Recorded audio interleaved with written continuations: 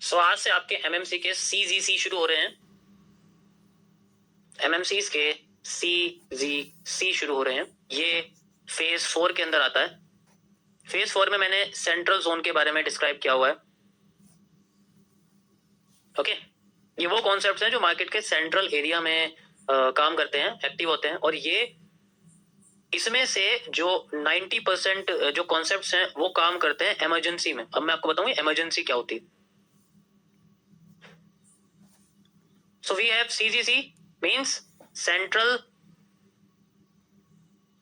Zone concepts. One of the most powerful concepts में आते हैं SAC, super accuracy concepts.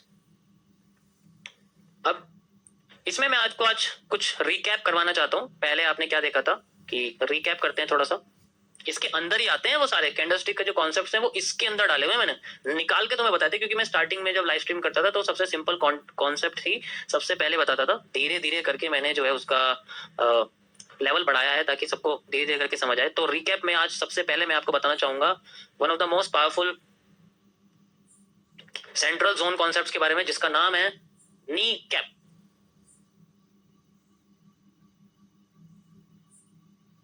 Example सुनो। मान लो हमारे घुटना है, पैर है हमारा, ठीक है। तो हमारा पैर है, मान लो इस तरीके से मस्कुलर पैर है, बढ़िया सी बॉडी बन रही है, ठीक है। अब इसमें क्या है, बीच में हमारा घुटना होता है, एक तरह से होता है, और फिर बाद में इसका इससे आगे के जो साइज है पैर का वो भी सेम सा ही होता है। अब ये जो घुटना होता है इसका कलर अलग होता है, थोड़ा सा मतलब डार्क कलर होता है। कभी भी ये साफ नहीं हो सकता, डार्क ही कलर होता है। स्पेशली लड़कों का तो ऐसे ही होता है, किसी किसी का अपने चेहरे से मैच करता है। चलो छोड़ो। तो ये जो सेंट्रल एरिया होता है ये आइडेंटिफाई करता है कि जितना एरिया इससे ऊपर होगा उतना एरिया इससे नीचे होता है। ये कॉन्सेप्ट इसका काम करता है, ठीक है। तो इस कंडीशन में चार्ट पे हम लोग कैसे देखते हैं ये काम किसके लिए किया जाता है। ये किया जाता है अगर हमने घुटने के पैर के ऊपर वाले हिस्से पर कोई एनालिसिस छूट गया। मान लो हम यहाँ पर ट्रेड चलना चाहते थे, मान लो अगर मैं एज ए ट्रेडर बात करूं, मैं ट्रेड चलना चाहता था और इस जगह पर मैं एक बेरिश एंगल्फिंग पे चलना चाहता था, बट मेरे चाहने से थोड़ी कुछ हो रहा है। अब मैं भूल गया, छूट गई। अब ये दबा के नीचे आ रही है। सॉरी, मैं तुम्हें कलर चेंज करके बताता हूँ और सिंपल समझ में आ जाएगा। कलर चेंज करके बताता हूँ, ठीक है। सो यहां पर ऊपर की साइड एक बेरिश एंगल्फिंग बनी थी, मतलब मेरे उस जोन पर जहां पर मार्केट थी टॉप पर, और मैं बेरिश एंगल्फिंग छूट गई मेरे हाथ से। अब क्या किया जाए। अब अगर मैं इसमें घुस गया तो इसके बाद अगर घुस गया तो मैं लॉस हो जाएगा, मैं नुकसान हो जाएगा। मुझे तरीके से यहाँ पर चलना है, तो मैं क्या करूंगा, मैं वेट करूंगा। अगर मार्केट 3 कैंडल सेम कलर की अभी नीचे आ रही है ना, तो 3 रेड कैंडल या 3 से ज्यादा रेड कैंडल अगर बनाने के बाद एक ग्रीन कैंडल बना देती है, उसका हाई और लो मेजर करने के बाद मार्केट में अगली कैंडल, ध्यान से सुनना, ये तभी लागू है अगर अगली कैंडल इसके नीचे की साइड फिलअप करती है तो मार्केट उतना ही सप्लाई देगी जितना उसने पहले से यहां तक दिया था। यहां से यहां तक ही देगी, और जब ये देगी तो ये पूरा का पूरा सप्लाई को पूरा कर लेगी। And we got a reversal area at this point, except this point, ठीक है। ये मैंने बेसिक टू एडवांस के जो कैंडलस्टिक कोर्स है ना उसमें सबसे पहले बताया हुआ है, और जुलाई की लाइव स्ट्रीम में, मिड जुलाई में इसके बारे में मैंने लाइव स्ट्रीम पे बताया हुआ सब कुछ उसमें, ठीक है। ये कॉन्सेप्ट है। चलो मैं आपको इसको चार्ट पे दिखाता हूँ। डाउन में आ रही है, डाउन में दिखाता हूँ। डाउन में जब आ रही है, डाउन में कैसे देखेंगे, ये देखो, ठीक है। जितना मार्केट गिरी है लाइक दिस, उतना ही मार्केट फिर यहां से गिरी है लाइक दिस, गिरी है, and then we have a reversal area. Next और दिखा देते हैं आपको। 3 कैंडल चाहिए कम से कम 3 कैंडल चाहिए। ये तो 3 से ज्यादा है, बहुत अच्छी बात है, 3 से ज्यादा तो कोई दिक्कत नहीं है। ये देखो लाइक दिस, ये सेंट्रल एरिया पे होती है। If we forget to use the tops pattern, अगर मैं टॉप का पैटर्न यूज करने में या फिर ये वाला टॉप का पैटर्न बेरिश एंगल्फिंग जैसे पैटर्न छूट जाए मेरे हाथ से, तो मेरे पास इसका एक ही सॉल्यूशन निकलता है। अब इसकी सेकंड कंडीशन क्या है, अगर ये नीचे क्लोज ना करे, ये ऊपर की साइड क्लोज कर दे, तब भी इसकी जो डिमांड है आप सप्लाई के साथ मेजर नहीं करेंगे, आप इसके पिछले वाले मूव के साथ। अगर मान लीजिए मार्केट अपने आप को इतना उठा के लाइए तो यहाँ से लेके यहाँ तक की जो डिमांड थी वही आपको यहाँ से लेके यहाँ तक मेजर करनी पड़ेगी, सप्लाई के साथ मेजर नहीं करना, इसको डिमांड को डिमांड के साथ करते हैं। Then we got a reversal area, फिर मार्केट अपने आप को रिवर्स कर सकती है, वो अलग बात उसके आगे की बात। ये देखो ये सामने तुम्हारे है एग्जांपल, ये रहा,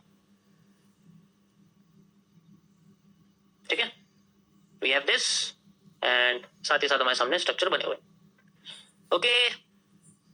और भी आप देख सकते हो इजीली, सिंपल आपको समझ आ जाएगा। लाइक दिस 3 रेड कैंडल्स हैं, एक ग्रीन कैंडल है, इसके बाद अगली कैंडल ग्रीन अगली क्लोज करती है, then we have a move. जितना मूव इसने यहाँ से लेके यहाँ तक दिया है उतना ही मूव यहाँ से लेके यहाँ तक देगी, बट ज्यादा दे दिया इसने मूव तो बहुत अच्छी बात है, हम लोग और इसको पीछे से मेजर कर लेंगे, यहाँ से मेजर कर लेंगे, हमें तो एक्स्ट्रा मूव मिल रहा है, क्या दिक्कत है, एक्स्ट्रा मूव मिल गया है। इसी तरीके से सेल साइड में, इस तरीके से बाई साइड में। अभी ये मैंने आपको सेल का दिखाया, ऐसी बाई साइड में होता है। अभी अब दोनों साइड में दिखा रहा हूँ ना आपको। अब जैसे इसमें ग्रीन कैंडल बन गई मान लो, है ना, ये ट्रेंड, अब मेरे बॉटम से हैमर छूट गया, ठीक है, अगर मेरे बॉटम से हैमर छूट गया यानी कि अब मैं अपने पैर पर हूँ, टो पर हूँ, ठीक है, यहाँ पर हूँ अब मैं, अभी तो मैं ऊपर था अपने जो है कमर पर था, अब मैं अपने पैर पर हूँ, जहां मेरा पैर है नाखूनों वाला पैर, नाखूनों वाला, अब मैं वहां पर, अब मैं पैर से हैमर छूट गया मेरे हाथ से, ठीक है। तो इसको कैसे यूज करेंगे, इसके बाद 3 ग्रीन कैंडल बनती हैं, यूज लाइक दिस। इमरजेंसी होती है ये नहीं है कि इसे चलता ही इसे चलना ही चलना होता है। फिर एक रेड कैंडल आती है डिफरेंट कलर की, एंड देन अगर मार्केट अपने आप को ऊपर की साइड क्रॉस करती है, then we have a bullish engulfing pattern, आप देख सकते हो, एंड देन फिर मार्केट अपने आप को उतना ही लेके जाती है जितना यहां से यहां तक है, फिर यहां से यहां तक, then we have a reversal area. Got it? समझ आया सभी को?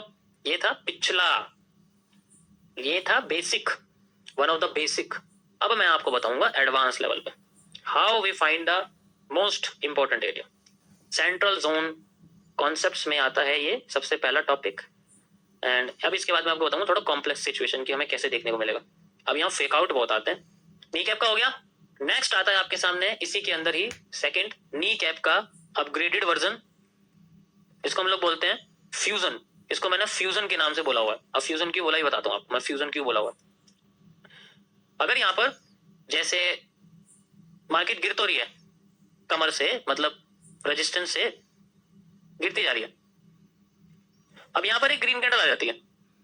अब रियलिटी क्या है अब बताता हूँ। अब रियलिटी ये है कि नेक्स्ट कैंडल में तो इसके किसी एक जगह पे जाने का जो प्रोबेबिलिटी है वो तो बहुत ही कम है, 20%, बस 20% ज्यादा पहले वाले नी कैप के काम करने की प्रोबेबिलिटी नहीं, काम करने की नहीं कह रहा मैं, अगली कैंडल के काम करने की।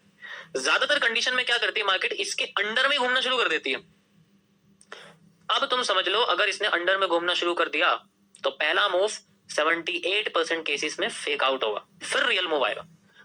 अब ये इसकी हाई है, ये इसका लो है, मतलब वॉल्यूम फिलअप का कॉन्सेप्ट है। अगर इसके अंदर ही मार्केट घूम रही है, वो कहीं जा ही नहीं रही है, वो यहीं बनती जा रही है, ऊपर भी गई लेकिन क्रॉस करा, लेकिन कैंडल की बॉडी नहीं बनाई, अगली कैंडल फिर इसके नीचे बना दी। मतलब अगर ये 2 से ज्यादा कैंडल हरकतें करने लग जाए, 2 कैंडल तक तो ठीक है, 2 कैंडल के बाद तीसरी कैंडल क्रॉस कर सकती है, ऊपर जा सकती है, क्योंकि वो ट्री पैटर्न बना देगी, ट्री के बारे में आप लोग जानते हैं। लेकिन अगर ये यहाँ पर ऐसा ऐसी हरकतें कर रही है तो इस कंडीशन में इसका पहला मूव फेक होगा। 78% केसेस में इसका पहला मूव फेक मूवमेंट, ये उतना ही मूव देगी अपने फेक आउट से जितना ये अपने आप को नीचे गिरा के लाई थी। इतना मूव देने के बाद then we have a reversal area, फिर हमें शायद सेंट्रल के पार्ट जो है वो डबल होते हुए दिखे एंड मार्केट अपना ट्रेंड चेंज कर दे। ये तब होता है, ये तभी हो सकता है जब 2 से ज्यादा कैंडल्स हो और वो इसी जोन के अंदर अपने आप को घुमाना फिराना शुरू कर दे, जैसे एक पीनेंट होता है, समझ आया? जब मार्केट यहां से उठेगी तो दोबारा इसी जोन पे आएगी, देन टैप करके और ऊपर जाएगी, यानी कि अब इस जोन को वो एफवीजी की तरह यूज करती है, एफवीजी की तरह यूज करती है, ठीक है। ज्यादातर केसेस में ऐसे होता है, ज्यादातर केसेस में 3 कैंडल तक, 2 कैंडल के बाद तीसरी कैंडल जानी चाहिए, ठीक। दिखाता हूं मैं आपको कहां होता है, कैसे होता है। ये देखो आपके सामने लाइव एग्जांपल, देखा, ये दिख रहा है, पहला मूव इधर एंड देन डाउनवर्ड।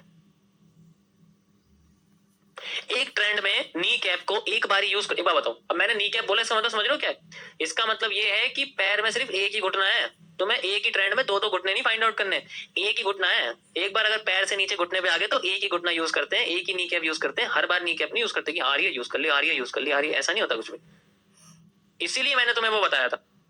अब जैसे ये ट्रेंड का पहला मूव है, आ गया, अब तुम इसमें भी घुस रहे हो, अब तुम इसमें भी घुस रहे हो, इसमें भी घुस रहे हो, ऐसे नहीं होता। एक घुटना यूज करना होता, वो भी टॉप से सेंटर एरिया तक, उसके अलावा नहीं। ठीक है, ओके गाइस, तो ये था इसका कॉम्प्लेक्स वर्जन जिसे मैं फ्यूजन कहता हूँ। ये फ्यूज हो जाता है, मतलब चलता नहीं है ढंग से काम। ये ऊपर भी दे सकता है ब्रेकआउट, ब्रेकआउट जो है ब्रेकआउट की फॉर्म में ऊपर भी दे सकता है, फिर ये नीचे आ सकता है। वो डिपेंड करता है इस पैटर्न का ओरिजिनल पिछला कैसे बनना।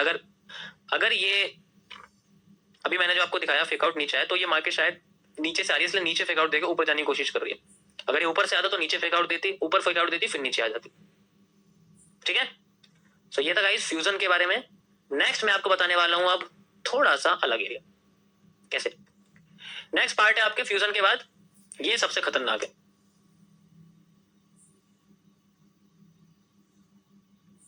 ब्रेक ऑफ आउटिंग,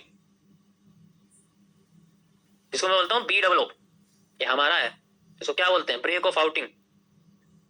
ठीक है, कैसे? ये ब्रेक ऑफ आउटिंग क्या होता है? अगर मार्केट अपने आप को उठाती है, लाती है, उठाती है, नीचे लाती है, उठाती है, फिर बाद में ब्रेकआउट कर देती, ब्रेक डाउन कर देती है बॉटम का, और फिर नीचे आ जाती है, आने के बाद फिर एक पैटर्न बनाती है सेंट्रल पार्ट पे जैसा तैसा करके, और फिर अपने आप को यहां से उठा देती है। Now we have the central area, this is the market's central area. अब सारा फोकस इस पे रहता है। जब किसी मार्केट में सेंट्रल एरिया बनता है, अगर ये नीचे आके ऊपर जाती तब भी यही होता, तब भी यही होता। अगर यहाँ से डायरेक्ट ऊपर जा रही तब भी यही है। तो बात तो सेंट्रल एरिया की है ना, क्योंकि मेजर तो हम लोग बॉटम से टॉप करते हैं ना, तो उसका सेंट्रल एरिया बन गया। अब इस सेंट्रल एरिया का यूज होगा आगे। कैसे यूज होगा? ये हमारे लिए एक टैप जोन क्रिएट करेगा। इस पूरे एरिया को मैं बोलता हूं ब्रेक ऑफ आउटिंग।